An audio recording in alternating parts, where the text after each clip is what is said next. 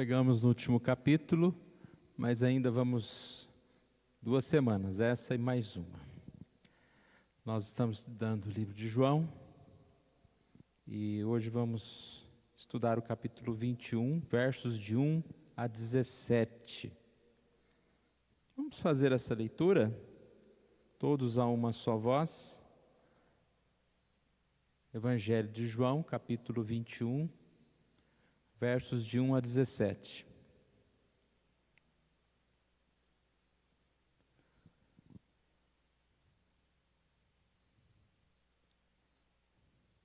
Depois disso, tornou Jesus a manifestar-se aos discípulos junto ao mar de Tiberíades, e foi assim que ele se manifestou.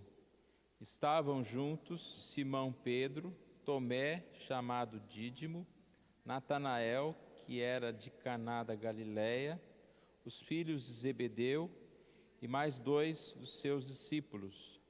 Disse-lhes Simão Pedro: vou pescar. Disseram-lhe aos outros: também nós vamos contigo. Saíram e encontraram no barco, e naquela noite nada apanharam. Mas ao clarear da madrugada, estava Jesus na praia. Todavia os discípulos não reconheceram que era ele. Perguntou-lhes Jesus: filhos, tendes aí alguma coisa de comer? Responderam-lhe: não. Então lhes disse: lançai a rede à direita do barco e achareis. Assim fizeram e já não podiam puxar a rede, tão grande era a quantidade de peixes. Aquele discípulo a quem Jesus amava disse a Pedro: é o Senhor. Simão Pedro, ouvindo que era o Senhor, cingiu-se com sua veste, porque se havia despido, e lançou-se ao mar. Mas os outros discípulos vieram no barquinho, puxando a rede com os peixes, porque não estavam distantes da terra, senão quase 200 côvados. Ao saltarem em terra, viram ali umas brasas e em cima peixes, e havia também pão. Disse-lhes Jesus: trazei alguns dos peixes que acabastes de apanhar. Simão Pedro entrou no barco e arrastou a rede para a terra, cheia de 153 grandes peixes. E não obstante serem tantos, a rede não se rompeu. Disse-lhes Jesus: vinde, comei. Nenhum dos discípulos ousava perguntar-lhe: quem és tu? Porque sabiam que era o Senhor. Veio Jesus, tomou o pão e lhes deu, e de igual modo o peixe. E já era vez que Jesus se manifestava aos discípulos, depois de ressuscitado entre os mortos. Depois de terem comido, perguntou Jesus a Simão Pedro: Simão, filho de João, amas-me mais do que estes outros? Ele respondeu: sim, Senhor, tu sabes que te amo. Ele lhe disse: apacenta os meus cordeiros. Tornou a perguntar-lhe pela segunda vez: Simão, filho de João, tu me amas? Ele lhe respondeu: sim, Senhor, tu sabes que te amo.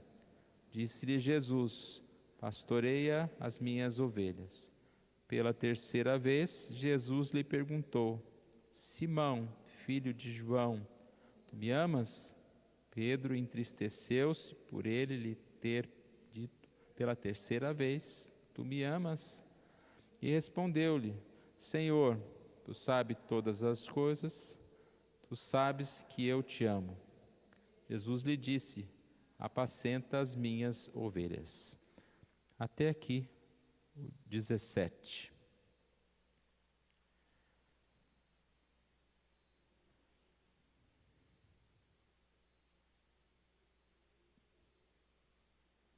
Nós vamos primeiro os versos de 1 a 14 e depois de 15 a 17, Aqui é a parte onde Pedro é interrogado, onde conversa com Jesus.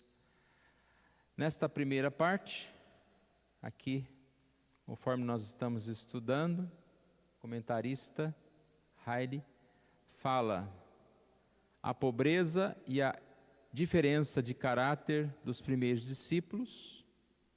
E 1.2 seria evidências abundantes da ressurreição de Cristo.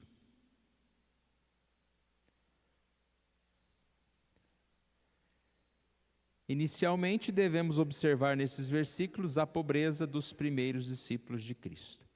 Ele está falando aqui da questão material. Então, Jesus morreu, Jesus ressuscitou, e nesse tempo, os discípulos que primeiramente estavam lá pescando no seu trabalho, e Jesus os chama para venham ser os meus discípulos. Agora, parece que eles meio que aposentaram, né? Aposentaram lá o seu trabalho de apóstolo, de pastores, e vamos trabalhar novamente, né? Vamos trabalhar. E eles voltaram a pescar. O texto aqui diz, né, que Simão, Pedro, Tomé, Natanael, eles estavam aqui todos juntos. E aqui diz no verso 3 do capítulo 21, Simão Pedro: vou pescar, disseram os outros, também nós vamos. E saíram e entraram no barco, e naquela noite nada apanharam. Ou seja, eles não tinham nem prata nem ouro, eles não eram ricos, eles tinham a sua profissão e tinham de onde tirar o seu sustento. E aqui, a ideia do comentarista em levantar essa questão, digamos assim, da pobreza deles, ou da vida simples deles, né? Acredito que não seria tão pobreza assim, é falar a respeito de que só realmente Deus, para com que a obra dele pudesse ser assim tão vistosa, para que o evangelho pudesse ter sido proclamado. Esses homens eram simples, esses homens eram pessoas que, digamos assim, não tinham muito a acrescentar, no sentido culturalmente, no sentido de posição financeira ou posição mesmo de autoridade. Então, aqui nós podemos dizer que nada pode explicar a expansão do cristianismo exceto a intervenção divina. E é um tipo de intervenção aqui que Jesus vem falar com eles, né? E vai falar para Pedro daqui a pouco: apacenta as minhas ovelhas, né? Quase larga de novo essas redes aí, vai formar uma igreja, vai fazer o trabalho do Senhor, né? E nós vemos isto aqui. Ainda dentro desse tópico, está escrito ali: devemos observar nesses versículos o diferente caráter dos vários discípulos de Cristo. Acredito que os irmãos lembram que nós falamos esse mesmo termo, esse mesmo ponto, lá na questão da ressurreição de Jesus, como do Pedro e João se comportaram de maneira diferente, né? Eles chegaram ao sepulcro, um entra, o outro não entra, um chega primeiro, e foi falado a respeito dessas diferenças que existem entre cada um de nós. Aqui mais uma vez, você acompanhando aqui na Bíblia, você vai perceber que no verso 7, aquele discípulo a quem Jesus amava disse a Pedro: é o Senhor. Ele disse, ou seja, João disse a Pedro. E Pedro, que ouviu isso, ele lançou-se ao mar. Ele não esperou para ir com todo mundo. Ele foi à frente. Ele queria estar com Jesus. Então é nesse tópico que é essa ideia de caráteres diferentes, ações diferentes, mas o objetivo é o mesmo. Os dois amavam Jesus, os dois iriam chegar até Jesus, mas aqui há formas diferentes. E lembra, esse tópico, ele falava a respeito da questão da nossa vida, da nossa tolerância em relação aos crentes, às opiniões das pessoas, tudo que seja dentro da palavra, né? A forma que as pessoas entendem as coisas, que as pessoas fazem o trabalho do Senhor. Nós entendemos que os dons são diversos. Lá em 1 Coríntios 12, 4 diz que os dons são diversos, mas o Espírito é o mesmo. E diversos, irmãos, diversos não só em formas diferentes de você servir a Deus, mas em medidas diferentes. Uns têm mais dons do que os outros, outros têm e apresentam o seu dom, talvez menos de quantidade, mas com mais intensidade. E a gente tem dificuldade com os diferentes. Parece que a gente quer que todo mundo seja igualzinho, né? Então acha lá um pastor lá daquele jeito, olha, esse que é o modelo, esse que é o certo. Ou acha um irmão que faz um trabalho na igreja, se todo mundo fosse igual a esse. Não, se todo mundo fosse igual, não era um corpo. Nós temos diferenças. Nós temos aquele irmãozinho que vai mais devagar, aquele que vai mais rápido, aquele que aparece, aquele outro que nem aparece tanto. Todos os irmãos são irmãos e são parte de um corpo. Então é isso que ele fala nesse tópico, a respeito da gente viver, como isso é importante. E a última parte aqui fala sobre a abundante evidência que as Escrituras fornecem sobre a ressurreição de Jesus Cristo. Nós percebemos aqui, né, várias outras passagens, se a gente fosse ler, nós fizemos isso em outras oportunidades, mas essa é uma passagem. Jesus está lá naquela praia, naquele lugar, comendo, conversando com aquelas pessoas. É fato, Jesus ressuscitou, é Ele que está ali. Uma outra oportunidade, lá em Atos 10, 41, Pedro diz, nós comemos e bebemos com Ele, depois que Ele ressuscitou dentre os mortos. Nós estivemos com Jesus. E quando nós falamos a respeito desta questão da ressurreição, né, sempre é importante nós frisarmos que a ideia da certeza da ressurreição é exatamente prova que a missão do Senhor foi cumprida. Ele chegou a falar lá para os fariseus lá que se ele não ressuscitasse, que ele não precisava que eles não precisavam crer nele, que eles não precisavam acreditar. A ressurreição é o clímax dessa obra da redenção. A ressurreição é a garantia da nossa própria ressurreição. Nós falamos bastante sobre isso na Páscoa, né? Está bem próximo dessa época e é um fato muito importante. Vamos à segunda parte aqui. A segunda parte é de 15 a 17. A pergunta do Senhor Jesus a Pedro, a resposta de Pedro, a ordem que Cristo lhe deu.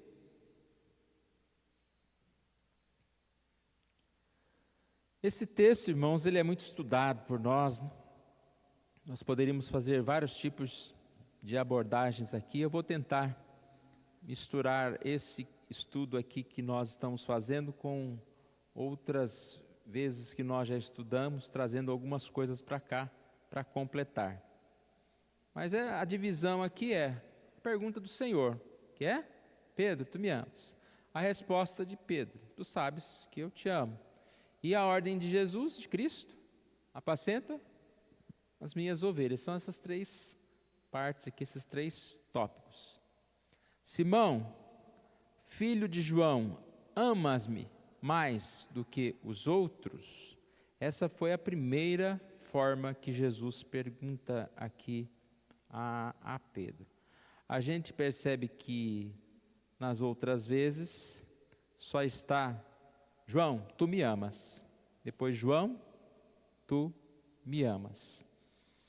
Algumas questões sempre que nós levantamos, como houve um negar 3 vezes, aqui é como se fosse um firmar aquilo 3 vezes.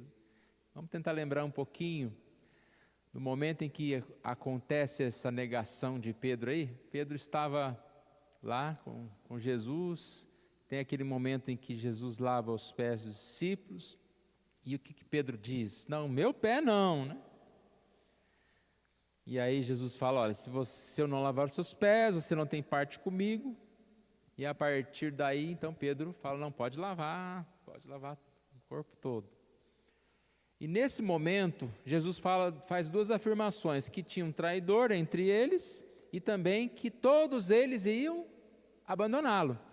E Pedro o que fala? Eu não, jamais te abandonarei. Os outros podem te abandonar, mas eu nunca. E aí que Jesus diz para ele?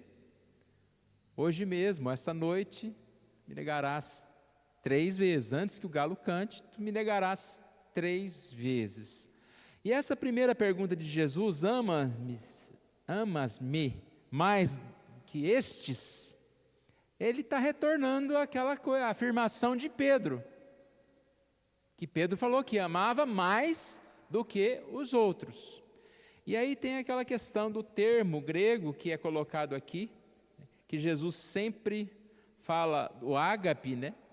No sentido de amor, esse amor perfeito, esse amor que é capaz de dar a vida, e Pedro responde com o filéu, tipo, eu gosto do Senhor, mas que que não tem uma tradução no português, mas ama mesmo, mas não na intensidade que ele afirmou lá daquela vez que o negou. Na segunda vez, Jesus fala, tu me amas? Ele de novo, sim, Senhor, tu sabes que te amo. Da terceira vez, o termo que Jesus usa é o filéu, tu gostas de mim? E aí Pedro, sim, eu gosto do Senhor, ou seja, Jesus mudou a palavra também, não mais perguntou se você me ama a ponto de dar a vida por mim, mas ele colocou, você é fraterno, é o filéu, né? Me ama? E ele diz, sim, eu te amo, tu sabes todas as coisas, tu sabes que eu te amo. Então aqui é curioso que nós percebemos, primeiro, que esse momento aqui, embora pareça um momento constrangedor para Pedro, até nessa hora da terceira pergunta de Jesus, ele se entristeceu, né? Mas nós sabemos que a forma que Jesus tratou deste caso aqui foi pastoral, foi amável. Uma das questões aqui que a gente vê que Jesus foi amável é que aqui Jesus encontrou-se com eles, Jesus falou para eles pescarem ali, que ia dar certo, e aqui, quando eles chegaram, o que acontece? Verso 12, disse Jesus, vinde, comei. Vinde, comei. Ele não falou, primeiro tem uma reunião aqui muito séria com Pedro, vamos acertar as coisas, antes de qualquer situação, antes de qualquer coisa acontecer. Ele não chegou num clima tenso lá, bravo, né? E, espera um pouquinho aí, pessoal, que eu vou conversar com Pedro. Não, ele sentou com aqueles, teve a refeição, tratou todo mundo bem. Depois que comeram, depois que estavam ali bem, em paz, e aí Pedro, ele vai falar com Pedro, né? Tu me amas mais do que estes que estão aqui? E nós sabemos, alguém pode dizer, então por que Pedro não falou o ágape, não falou eu te amo a ponto de dar a vida? Porque ele já tinha feito isso e não deu certo. Ele percebeu que ele amava Jesus, mas ele não poderia mais fazer alguma afirmação deste ponto, pois ele sabia que talvez ele não cumpriria a sua palavra. Então Pedro fala, eu amo o Senhor, sabes todas as coisas. Mas ele não usou aquela mesma arrogância, né, vamos dizer assim, de falar, eu te amo mais que todos, eu te amo, se for necessário dar a minha própria vida, eu dou. No texto que mostra aqui como ele negou Jesus, né, é escandalosa a ideia. Primeiro aparece que ele seguiu de longe. Alguém pode dizer, mas pelo menos ele foi. Mas seguir de longe não é seguir Jesus. Quanta gente está seguindo Jesus de longe? Seguir Jesus é seguir mesmo. E quando ele foi confrontado por uma criada, depois por uma criada novamente, na frente de outros, depois um grupo veio, ele sempre respondeu, né? Não sei do que você está falando, não conheço. E depois bravo, né? Mais uma vez ele falou assim, não conheço, não sei, e saiu dali. Ou seja, algo sério aconteceu. Mas nós percebemos que ele então assim não, estava dizendo que que amava Jesus. A sua tristeza está no fato de ele ter que voltar àquele momento. Quando ele nega Jesus, no final, quando o galo canta, o que aconteceu? Ele entristecido, né? Estava ali, chorou, ficou triste. E é como se voltasse na sua mente isso. Mas esse foi o momento de amor e de perdão, né? Que ele aqui, com certeza, demonstra a sua forma correta, na qual ele exatamente pode vivenciar aqui esta verdade. Então, voltando aqui para o nosso Haile aqui, a pergunta do Senhor, deixe-me voltar aqui.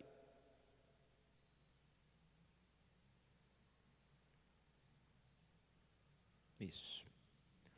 A tripla repetição tinha o objetivo de recordar ao apóstolo as 3 vezes em que ele negara Jesus.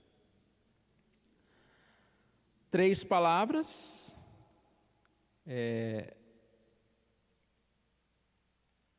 tu me amas. Aí ele vai falar sobre essa questão, né? Tu me amas. É uma pergunta simples, irmãos? É uma pergunta bem profunda.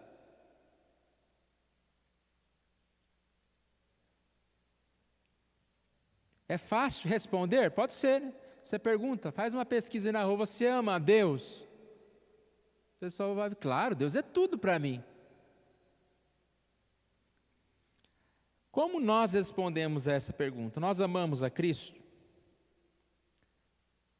Então nós entendemos que essa pergunta, ela é muito importante para nós. E aí a gente percebe que essa pergunta, ela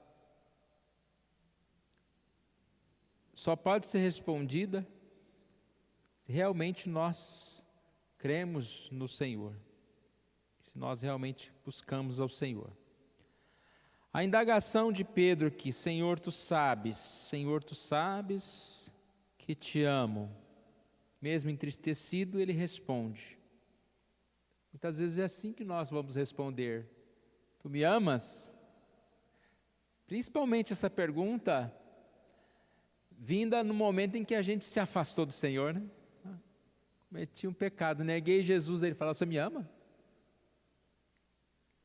Tem que baixar a cabeça, ó, o Senhor sabe que eu te amo. Entristecido.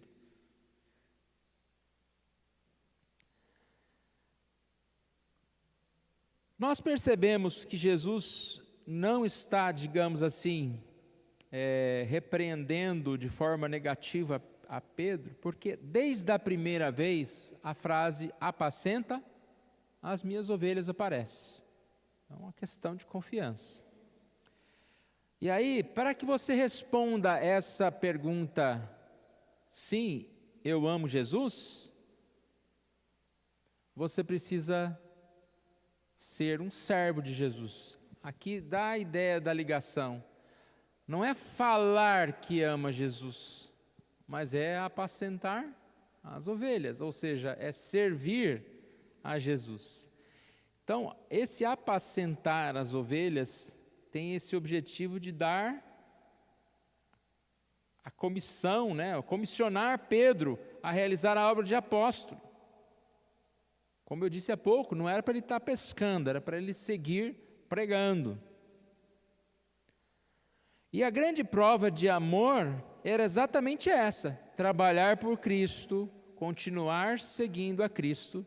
E chegou o momento, ele não respondeu a pergunta se ele estava pronto a amar Jesus a ponto de dar a vida. Ele falou, eu gosto, Senhor.